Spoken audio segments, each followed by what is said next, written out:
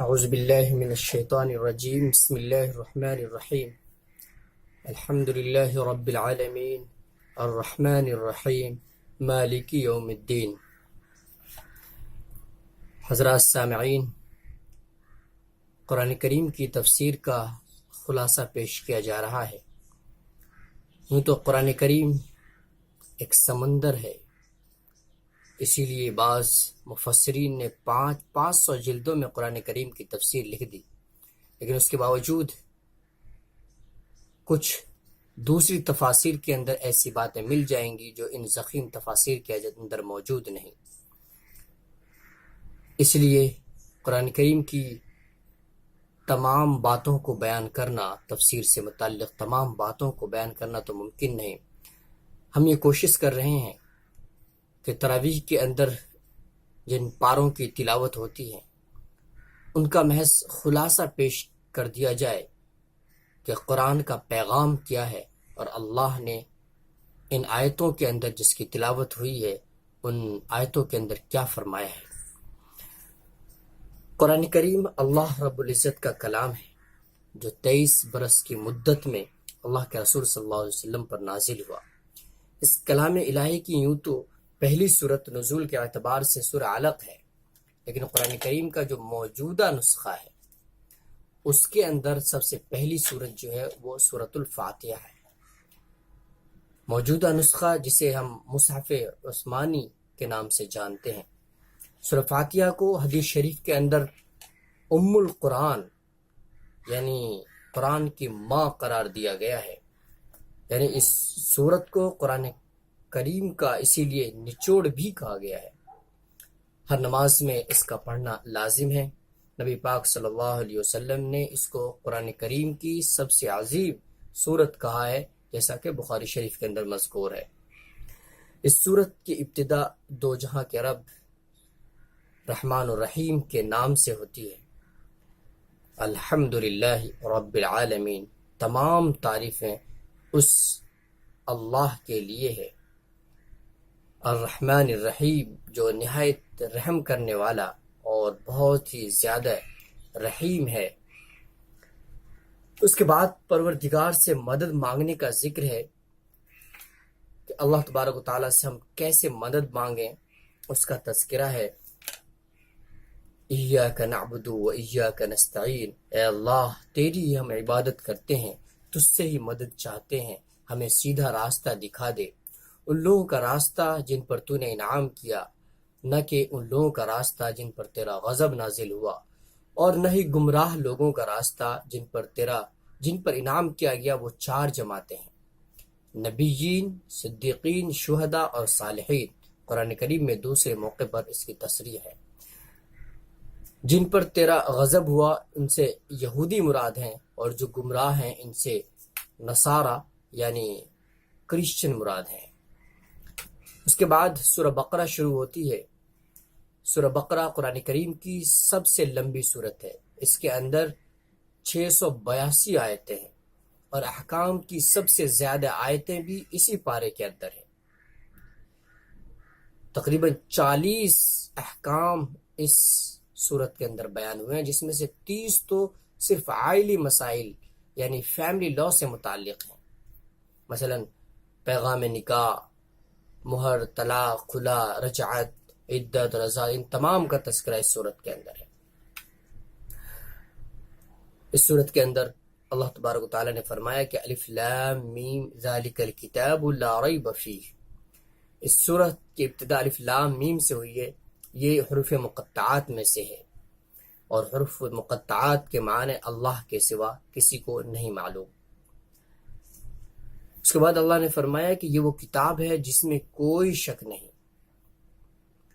لا ریب فیہ ھدی للمتقین، اور یہ کتاب جو ہے متقین کے لیے ہدایت ہے۔ پھر آگے فرمایا کہ متقی کون لوگ ہیں۔ متقی کی صفات کو اللہ تبارک تعالیٰ نے فرمایا کہ متقی وہ لوگ ہیں جو غیب کی باتوں پر ایمان رکھتے ہیں اور نماز قائم کرتے ہیں، اور ہم نے جو مال دیا اس میں سے خرچ کرتے ہیں، اور جو کلام اللہ کے رسول صلی اللہ علیہ وسلم پر نازل ہوا اور جو آپ سے پہلے کہ جو انبیاء تھے ان پر نازل ہوا، ان پر یقین رکھتے ہیں اور آخرت پر بھی یقین رکھتے ہیں۔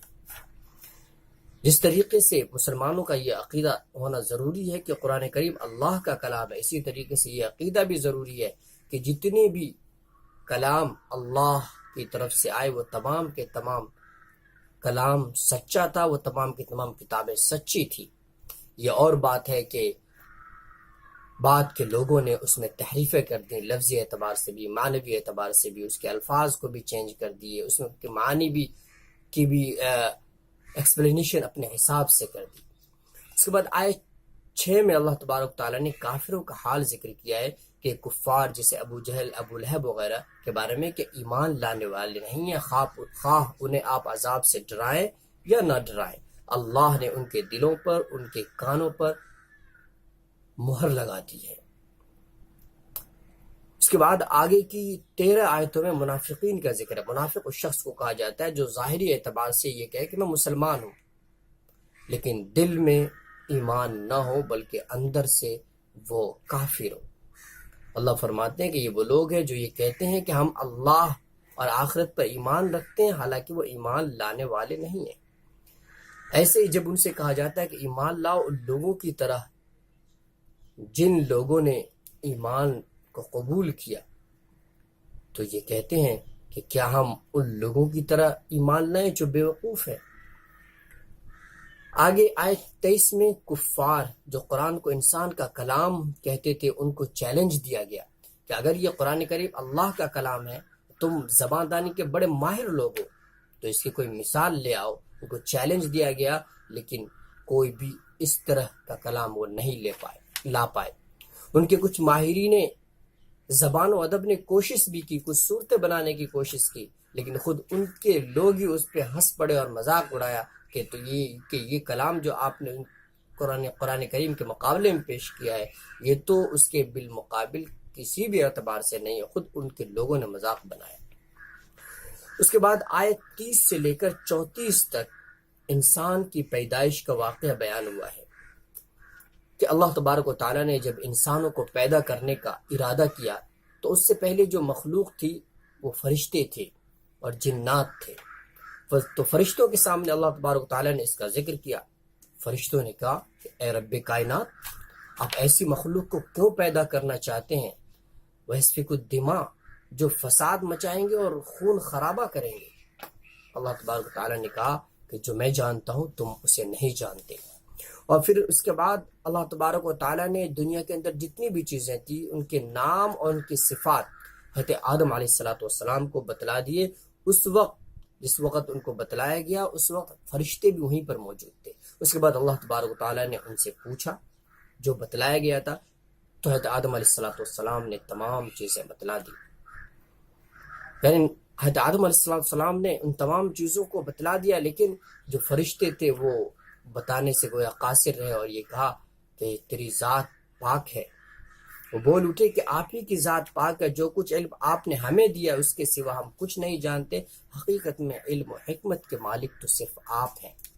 وہ اللہ تبارک تعالیٰ نے ایک ایسی مخلوق کو پیدا کرنے کا ارادہ کر لیا کہ جس کے اندر اچھے کام اور برے کام کرنے دونوں کی صلاحیتیں ہوں، ان کے اندر عقل بھی ہو اور ان کو چوائس اور اختیار بھی دیا جائے کہ یہ کام کرو، اس راستے پہ جاؤ گے تو تمہیں کامیابی ملے گی اور اس راستے پہ جاؤ گے تو ناکامی ملے گی۔ وہ ہدیناہ النجدین، دونوں راستے دکھا دیے۔ اس کے بعد انسان جب اچھا راستہ اختیار کرتا ہے تو اللہ تبارک تعالیٰ آخرت میں جو دوسری زندگی آئے گی اس میں اس کو سرخرو کریں گے اور ہمیشہ کے لیے کامیاب کریں گے، اچھی زندگی اس کو دیں گے۔ اگر وہ برائی کرے گا تو وہ ہمیشہ کے لیے برباد ہو جائے گا اور آخرت کی جو زندگی ہوگی اس کی برباد ہو جائے گی۔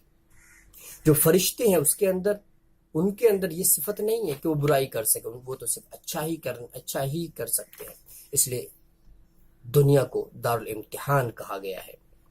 اس کے بعد ابلیس کی سرکشی کا ذکر ہے کہ آدم علیہ السلام کو بنانے کے بعد اللہ تبارک و تعالیٰ نے یہ حکم دیا کہ تمام مخلوق ان کو سجدہ کرے، تو تمام نے سجدہ کیا، لیکن ابلیس جو جناتوں میں سے تھا اس نے انکار کر دیا کہ میں تو آگ سے بنا ہوں، یہ مٹی سے ہے، آگ جو ہے طاقتور ہے مٹی سے، اس کو فوقیت حاصل ہے، تو میں کیوں کہ اس کو سجدہ کروں۔ اس کی وجہ سے اللہ تبارک و تعالیٰ نے اسے ہمیشہ ہمیشہ کے لیے ذلیل کر دیا اور ہمیشہ ہمیشہ کے لیے اپنے دربار سے، اپنے تقرب سے اس کو دور کر دیا۔ دراصل تکبر ایسی اخلاقی بیماری ہے جس کا نتیجہ ذلت اور رسوائی ہی ہوتا ہے۔ ہزاروں سال عبادت میں گزارنے کے باوجود اسی تکبر نے ابلیس کو سب سے ملعون و ذلیل مخلوق بنا دیا۔ آیت 35 سے لے کر 38 تک حضرت آدم علیہ السلام کے جنت میں قیام اور پھر غلطی ہونے کی وجہ سے جنت سے نکالے جانے اور ان کی توبہ قبول ہونے کا ذکر ہے۔ چنانچہ اللہ تبارک و تعالیٰ نے پوری زمین سے، جب انسان کی پیدائش کیسے ہوئی کہ اللہ تبارک و تعالیٰ نے پوری زمین سے، زمین کے جتنے بھی حصے ہیں تمام سے مٹی کا تھوڑا تھوڑا حصہ لیا اور پھر اس کا گاڑا بنایا، اور گاڑا تیار ہونے کے بعد اس کو سکھایا۔ جب وہ کھن کھن کی آواز اس سے آنے لگی، کھن کھناتی مٹی بن گئی، پھر اللہ تبارک و تعالیٰ نے انسان کا پتلا بنایا اور اس میں روح پھونک دیا، اور حضرت آدم علیہ السلام کو اس طریقے سے اللہ نے پیدا کیا۔ حضرت آدم علیہ السلام اسی شکل کے تھے جس شکل کے آج ہم لوگ ہیں۔ آج جو یہ ڈارون کی تھیوری ہمارے ہاں اسکول کالجز کے اندر پڑھائی جاتی ہے کہ انسان ترقی کے مراحل طے کرتے ہوئے بندر سے انسان بنا ہے، پہلے انسان بندر تھا، یہ بالکل باطل اور غلط عقیدہ ہے۔ آخر یہ کیوں کر ممکن ہے؟ آپ نے دیکھا ہوگا، پڑھا بھی ہوگا کہ ہزاروں سال پہلے کی تصویریں موجود ہیں، فنکاروں نے جو تصویریں بنائی ہے وہ موجود ہے، ہزاروں سال پہلے کے مجسمے، اسٹیچوز موجود ہیں، اس میں بھی انسان اسی شکل و صورت کا دکھایا گیا جیسے آج ہم موجود ہیں۔ اگر ترقی کے مراحل طے کرتے ہوئے انسان بندر سے انسان بنا ہے، تو پھر اب جب انسان بن گیا 1000 سال پہلے اس شکل میں، جیسا کہ وہ تصاویر سے پتہ چلتا ہے اور مجسم ہو سے، تو پھر اس کے بعد کوئی ترقی ہو کہ انسان کچھ اور کیوں نہیں بن گیا؟ ڈارون نے تقریباً 150 سال پہلے یہ تھیوری دی تھی، اس کے بعد تقریباً 150 سال کا عرصہ گزر گیا، اس کے بعد کیوں کوئی ترقی نہیں ہوئی؟ اسی لیے آج تو سائنس دانوں نے بھی اس تھیوری کو غلط مان لیا ہے۔ قرآن کی جو تھیوری ہے، قرآن کا جو نظریہ ہے، وہ کبھی تبدیل ہونے والا نہیں۔ اللہ تبارک تعالیٰ نے حضرت آدم علیہ السلام کو اسی شکل میں ایسے بنایا تھا، پھر حضرت حوا کو آپ کی بائیں پسلی سے پیدا کیا، اور پھر اسی سے ساری انسانیت پھیلی۔ اس کے بعد اللہ تبارک و تعالیٰ نے انہیں جنت کے اندر رکھا، حضرت حوا کو، حضرت آدم علیہ السلام کو، اور ان سے کہا کہ تم یہاں پہ رہو، لیکن انہیں یہ کہا کہ ایک درخت ہے اس سے تم مت کھانا، اس کے قریب تم مت جانا۔ لیکن شیطان نے بہکا دیا اور یہ کہا کہ شروع میں جب اللہ نے آپ کو پیدا کیا تھا تو آپ کی جسمانی کیفیت اور آپ کی جسمانی صلاحیت ایسی نہیں تھی کہ آپ اس درخت کے پھل کو کھا سکیں۔ اب آپ جنت میں رہتے رہتے اس لائق بن گئے ہیں کہ آپ اس کے پھل کو کھائیں گے تو آپ کو نقصان نہیں ہوگا۔ حضرت آدم علیہ السلام بہک گئے اور اس شیطان ملعون کی بات کو مان کر پھل کھا لیا، جس کی وجہ سے اللہ تبارک و تعالی ناراض ہو گئے، ان کے بدن سے کپڑے ہٹ گئے، اور اس کی وجہ سے وہ اپنے کھانے کی وجہ سے ان کے بدن سے کپڑے ہٹ گئے اور وہ اپنے ستر کو چھپانے لگے۔ خیر اللہ تبارک و تعالی ناراض ہوئے اور یہ حکم دیا کہ تم دونوں جنت سے نکل جاؤ اور زمین پر جا کر رہو۔ حضرت آدم علیہ السلام بہت پریشان تھے، اپنی غلطی کا احساس ان کو ہو رہا تھا، لیکن کیسے توبہ اور معافی مانگے، کیسے توبہ کریں، کیسے اللہ سے معافی مانگے، اس سلسلے میں پریشان تھے۔ تو اللہ تبارک تعالیٰ نے خود ہی توبہ کے الفاظ ان کو بتلائے، اور ان الفاظ کے ذریعے سے انہوں نے توبہ کی، اللہ سے معافی مانگی، تو اللہ تبارک تعالیٰ نے ان کی توبہ کو قبول کر لیا۔ لیکن اس کے باوجود زمین پہ ہی رہنے کا حکم ہوا، اور اس طریقے سے انسانوں کی آبادی زمین پہ پھیلتی رہی۔ اس کے بعد آگے اللہ تبارک تعالیٰ نے یہ فرمایا کہ کیا تم لوگوں کو تو نیکی کا حکم دیتے ہو اور خود اپنے آپ کو بھول جاتے ہو، حالانکہ تم کتاب کی تلاوت کرتے ہو، کیا تمہیں اتنی بھی سمجھ نہیں؟ یعنی اللہ تبارک تعالیٰ نے یہ فرمایا کہ انسان سب سے پہلے اپنا خیال کرے، پہلے خود عمل کرے، اور اس کے بعد اس کی ذمہ داری بنتی ہے کہ دوسروں کو بھی بتائے۔ دوسروں کو بتا رہا ہے اگر تو اچھی بات ہے، لیکن اس کو خود بھی عمل کرنا چاہیے۔ اس کی طرف توجہ دلائی ہے۔ اس کے بعد آگے آیت 49 سے آگے کئی آیتوں تک فرعون کا ذکر ہے، فرعون کی ہلاکت کا ذکر ہے، اور اسی طریقے سے بچڑے کو معبود بنانے کا ذکر ہے کہ جب حضرت موسیٰ علیہ السلام تورات پہ اللہ کے حکم سے تورات لانے گئے تھے، تو اس جو سامری تھا اس نے جادو سے، وہ جادوگر تھا، اس نے ایک بچڑا بنا لیا اور لوگوں کو اس کی عبادت کرنے کے لیے کہا اور کنونس بھی کر لیا، لوگ عبادت بھی کرنے لگے۔ جب حضرت موسیٰ علیہ السلام کو اس کی اطلاع ہوئی تو آپ پریشان ہوئے، اور جب واپس آئے تو دیکھا کہ لوگ اس کی بچڑے کی عبادت میں مشغول ہیں۔ حضرت موسیٰ علیہ السلام نے ان کو سمجھایا اور پھر ان سے کہا کہ تم لوگ توبہ کرو، تو ان کے توبہ قبول کرنے کی شکل یہ ہوئی کہ جن لوگوں نے اس میں شرکت نہیں کی تھی، یعنی جو لوگ بت پرستی نہیں کی تھی اور اس بچڑے کو معبود نہیں بنایا تھا، ان سے کہا گیا کہ جو لوگ اس میں ملوث تھے ان کو قتل کیا جائے۔ چنانچہ ان کی ایک بڑی تعداد، یہودیوں کی، بنی اسرائیل کی ایک بڑی تعداد اس میں قتل ہوئی۔ اس کے بعد اللہ تبارک و تعالیٰ نے فرمایا کہ بنی اسرائیل نے جہاد کے ایک حکم کی خلاف ورزی کی تھی، اس کے تعلق سے اس کی پاداش میں اللہ تبارک و تعالیٰ نے انہیں ایک صحرا میں مقید کر دیا تھا۔ وہاں پر بھی اللہ تعالیٰ نے ان پر کچھ احسانات کیے تھے، اس کا ذکر ہے اصل میں آیت 57 کے اندر۔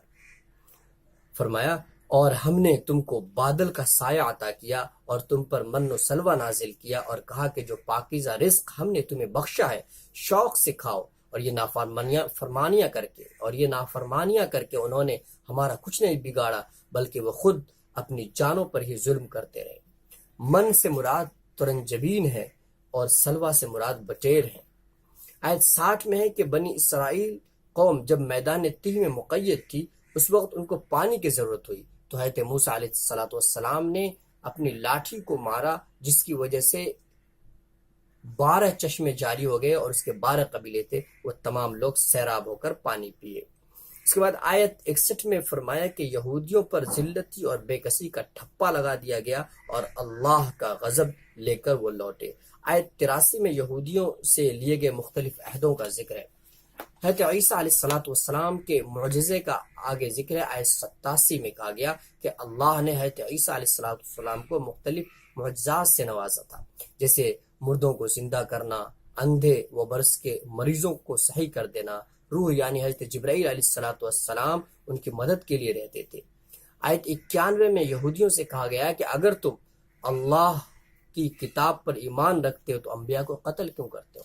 ان لوگوں نے بہت سے انبیاء کو قتل کر دیا، حضرت زکریا علیہ السلام، حضرت یحییٰ علیہ السلام، اور بھی کئی انبیاء کو انہوں نے قتل کر دیا۔ اس کے بعد حضرت سلیمان علیہ السلام کے تعلق سے ارشاد ہے کہ وہ لوگ یہودی جو تھے اس وقت کے، ان بنی اسرائیل جن کو کہا جاتا ہے، انہیں جادو سیکھنے اور اس میں ملوث ہونے سے منع کیا گیا تھا، لیکن اس کے باوجود ان لوگوں نے جادو سیکھا، اس لیے کہ جادو، اور خاص طور پہ وہ جادو جس کے اندر شرکیہ منتر وغیرہ، کفریہ منتر وغیرہ استعمال کیے جاتے ہیں، وہ ناجائز و حرام ہے۔ تو وہ لوگ اس میں ملوث ہو گئے اور الٹے حضرت سلیمان علیہ السلام کے بارے میں کہنے لگے کہ یہ بھی تو جادوگر ہیں۔ ان کے بارے میں یہ کہنے لگے کہ انہوں نے جادو سیکھا، اور یہ بھی کہتے تھے کہ انہوں نے آخری عمر میں بتوں کی بھی پوجا شروع کر دی تھی۔ اللہ تبارک و تعالیٰ نے ان کی تمام غلط اقوال اور غلط باتوں کی تردید کی ہے۔ دراصل بابل عراق کا ایک مشہور شہر تھا، ایک زمانے میں وہاں جادو کا بڑا چرچا ہو گیا تھا۔ اس موقع پر اللہ تعالیٰ نے اپنے 2 فرشتے جن کا نام ہاروت و ماروت تھا دنیا میں انسانی شکل میں بھیجے، تاکہ وہ لوگوں کو جادو کی حقیقت سے آگاہ کریں اور یہ بتائیں کہ خدائی معجزات سے ان کا کوئی تعلق نہیں۔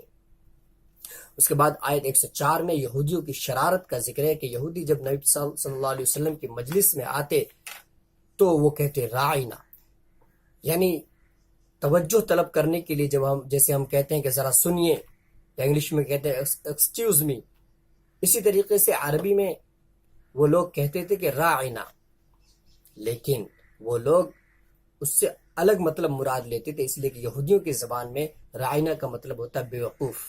اسی طریقے سے رائنا کو اگر آپ رائنا پڑھیں یا کو لمبی کر کے راعینا، تو اس کا مطلب ہوگا کہ ہمارا چرواہا۔ قرآن کریم کی اس آیت کے اندر مسلمانوں سے یہ کہا گیا کہ یہ جو یہودی ہیں یہ شرارت میں مذاق بنانے کے لیے نبی صلی اللہ علیہ وسلم کو رائنا کہتے ہیں، تم انہیں رائنا مت کہنا بلکہ تم انظرنا کہنا، کہ ہماری طرف ذرا توجہ فرمائیے جب اللہ کے رسول صلی اللہ علیہ وسلم کو مخاطب کیا جائے۔ گویا یہودیوں کی شرارت کا ذکر ہے اس آیت 104 کے اندر۔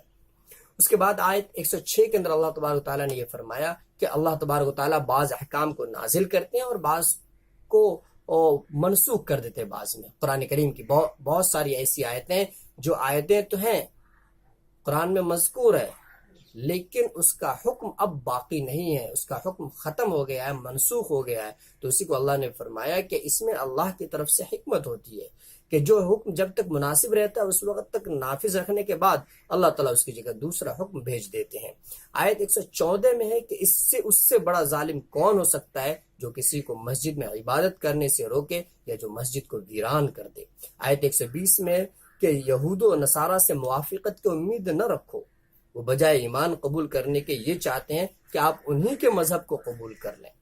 بہت سے لوگ، بہت سے کفار دنیا کے اندر آج بھی ہیں جو مسلمان کو کسی بھی صورت میں قبول کرنے کے لیے تیار نہیں۔ ایسا معلوم ہوتا ہے ان کے بیہیویئر سے کہ وہ یہ چاہتے ہیں کہ ہم ان کے مذہب کو قبول کر لیں۔ اللہ فرماتے ہیں ایسا کبھی نہیں ہو سکتا، دین تو صرف ایک دین سچا ہے، وہ اسلام ہے، جسے اللہ تبارک و تعالیٰ نے نبی پاک صلی اللہ علیہ وسلم کے ذریعے سے ہم تک پہنچایا۔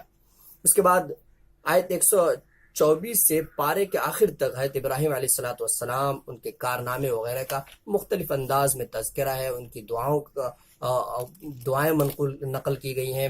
آیت 125 میں بیت اللہ کو جمع ہونے و امن کی جگہ بتلایا گیا اور مقام ابراہیم کو نماز کی جگہ بنانے کا حکم ہے۔ مقام ابراہیم کو نماز کی جگہ بنانے کا حکم ہے، تو مقام ابراہیم جو ہے ایک پتھر ہے جس پہ کھڑے ہو کر حضرت ابراہیم علیہ السلام نے بیت اللہ کی تعمیر کی تھی۔ اس کے اندر قدرت کی ایک نشانی یہ ہے کہ جو تعمیر کا سلسلہ اونچا ہوتا اور حضرت ابراہیم علیہ السلام کو دیوار جب اونچی ہو جاتی تو اوپر جو جوڑنے کی ضرورت پڑتی تو وہ پتھر بھی اپنے آپ اونچی ہو جاتی تھی، یہ اس میں قدرت کی ایک نشانی تھی۔ اس کے بعد حضرت ابراہیم علیہ السلام کی بہت ہی جامع دعاؤں کا تذکرہ ہے۔ مثال کے طور پہ ترجمہ ہے کہ اے میرے پروردگار، اس کو ایک پرامن شہر بنا دیجیے، یعنی مکہ کو، اور اس کے باشندوں میں سے جو اللہ اور یوم آخرت پر ایمان لائیں انہیں قسم قسم کے پھلوں سے رزق دیجیے۔ اور اس وقت کا تصور کرو، آگے ہے، جب ابراہیم بیت اللہ کی بنیادیں اٹھا رہے تھے اور اسماعیل ساتھ دے رہے تھے اور یہ دعا کر رہے تھے، کیا؟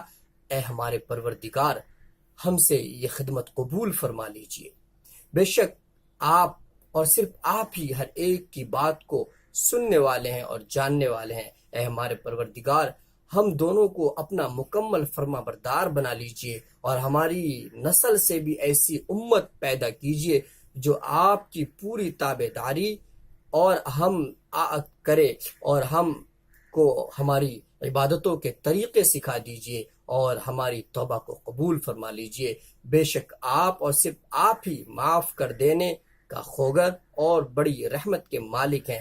اے ہمارے پروردگار، ان میں ایک ایسا رسول بھی بھیجیے، یعنی امت کے اندر ہماری امت میں ایک ایسا رسول بھی بھیجیے جو انہی میں سے ہو، جو ان کے سامنے آپ کی آیتوں کی تلاوت کرے، انہیں کتاب و حکمت کی تعلیم دے اور ان کو پاکیزہ بنائے۔ یہ نبوت کے مقاصد ہے گویا کہ انہیں کتاب اور حکمت کی تعلیم دے امت کو اور ان کو پاکیزہ بنائے، گناہوں سے انہیں پاک کرے۔ بے شک آپ اور صرف آپ ہی کی ذات وہ ہے جس کا اقتدار بھی کامل ہے اور جس کی حکمت بھی کامل ہے۔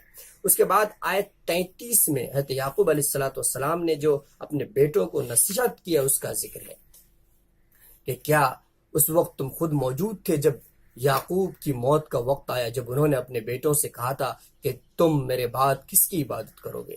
ان سب نے کہا تھا کہ ہم اسی ایک خدا کی عبادت کریں گے جو آپ کا معبود ہے اور آپ کے باپ دادا یعنی ابراہیم، اسماعیل اور اسحاق کا معبود ہے، اور ہم صرف اسی کی فرما برداری کریں گے۔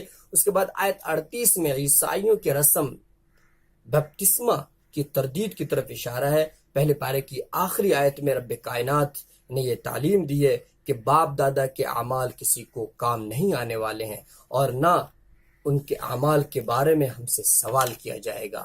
ہر شخص جو اس دنیا کے اندر کرے گا وہی پائے گا۔ باپ دادا کے نہ تو اعمال کام آئیں گے اور نہ ہی باپ دادا کی برائیوں کی وجہ سے ان پر کوئی وبال آئے گا۔ اللہ تبارک و تعالی ہمیں قرآن کریم کو سمجھنے اور اس پر عمل کرنے کی توفیق عطا فرمائے۔ صدق اللہ العظیم۔